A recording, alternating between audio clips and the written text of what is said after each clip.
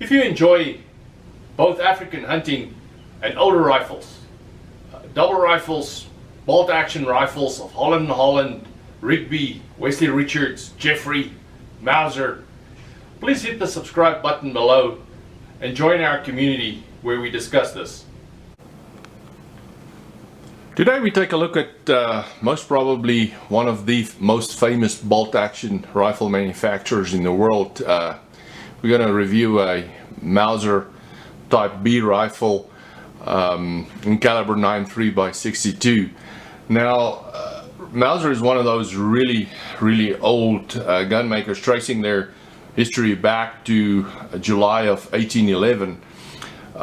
And they actually moved from a factory into where they really became famous in Oberndorf in a monastery. And the master gunsmith there was a gentleman by the name of Andreas Mauser. He had 7 sons who worked with him there, and of those, the guy that I think most of us know is Peter Paul Mauser.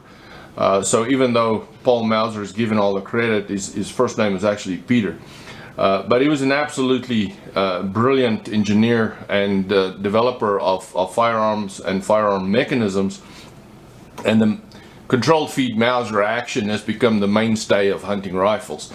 Now one of the fantastic developments he made and patented is this the 98 Mauser action that is used still today and really commands a premium price when you have a custom rifle built on an original Oberndorf Mauser action. So the beauty of this very simplistic device lay in achieving 3 very distinctly different things when you work that bolt. So by opening the bolt and pulling it rearwards, you would throw out the spent case. So you would remove the spent case out of the chamber and get it completely out of the action. By manipulating that bolt, you would actually also cock the firing pin. So you would actually set the rifle up to be ready to fire it again, and then by pushing that bolt forward and locking it back in, you had a brand new round in the chamber. Now one of the old flag safeties on the back end right here on this action is a very simple mechanical but very safe device, because it actually locks that firing pin mechanically away from moving forward. So a very simple yet very effective way of doing it. And if you look at most of the bolt action rifles today, they all contain some or many of these characteristics. The control feed, by having this big claw on the front end to lock in that bullet into that claw, also limited your risk of getting a rifle that jammed. So even though this was developed more from a military perspective, it became I'm going to call it the staple of true dangerous game actions for many hundreds of years after that. Now the book there by John Speed, Original Oberndorf Sporting Rifles, is in my opinion one of the most complete pieces of work on Mauser hunting rifles and sporting rifles. It has an immense amount of information contained in that publication, right down to tracking serial numbers and looking at finding a specific rifle and when it was actually manufactured. The Mauser rifle we'll be looking at today comes in a caliber 9.3x62 or 9.3x62 Mauser. It's a rimless bottlenecked rifle cartridge. It was introduced in 1905 by Otto Bock, a German gunmaker, and this specific cartridge is very well suited for hunting medium and large game animals, both in Africa, Europe and North America. And it's also fits into a non-magnum action. It was never a military cartridge, so it never had any issues with availability or constraints by governments. And it was a bullet designed to fire a projectile of 286 grains at about 2,300 feet a second, and it had a really good balance between efficacy on dangerous game animals and yet very, very limited recoil. Now the 9.3x62 is making kind of a comeback, and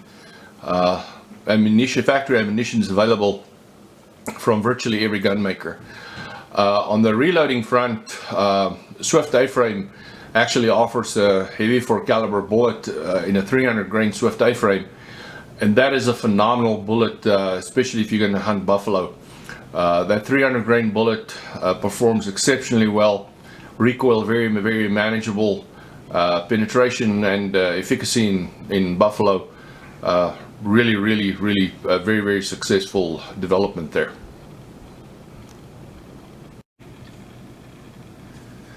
The rifle we're looking at is a Type B Mauser, sporting in a single square breech action, caliber 9.3x62. A couple of unique features on this specific rifle. I think the wood is of exceptional quality for a rifle of this time period. This rifle was built looking at the serial number, either 1934 or 1935. It has a Prince of Wales grip, and then typical of many Mausers of that era, it has the double triggers, with the front trigger being the set trigger. What makes this rifle a little unique is the greener side safety just above the triggers there. That was put in to accommodate the fact that this rifle came from Mauser scoped. So it uses German claw mounts to have that 1.5 to 4 by Kalis scope on there, and that really makes it difficult to use the flag safety on the bolt. So a second different type of safety mechanism needs to be employed, and that's where that greener side safety comes in. Again, this specific rifle, we'll take a little more careful look at it. That starts with a octagon barrel turning into a completely round barrel as you go towards the front. This Type B comes with exceptional wood on the stock, and then as we move forward, you can see the double set triggers there, and then the greener safety on top of it. It has a cross bolt, and inside the trigger guard it has magazine release, two flip ups on the rear island side, and then buffalo horn on the front of the forearm, and then a single bead on the front. We'll just kind of stop there, and I'll turn the gun around and we can look at a little more detail on the rest of the gun. The German claw mounts on this specific rifle actually has a pretty unique feature to them. They both feature see-through bases, so once the scope is mounted on the rifle, you just lower your head and you can look through the bases and actually see the open sights. So with fast approaching dangerous game, that's a very handy attribute of this specific rifle. Then you know, on this specific rifle, the original Oberndorf Mauser engraving on the action is there. It has a thumb cut, so you can still use stripper clips to load it from the top. Then, as I said, on the rear end there, it has a set blade with a flip-up blade both to the north and south of it, and very functional setup rifle.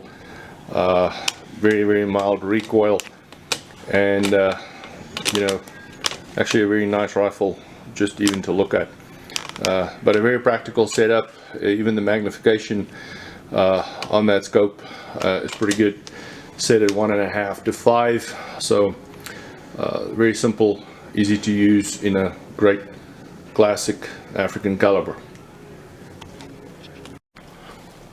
I hope you enjoyed today's session. And until we meet again, stay safe and happy hunting.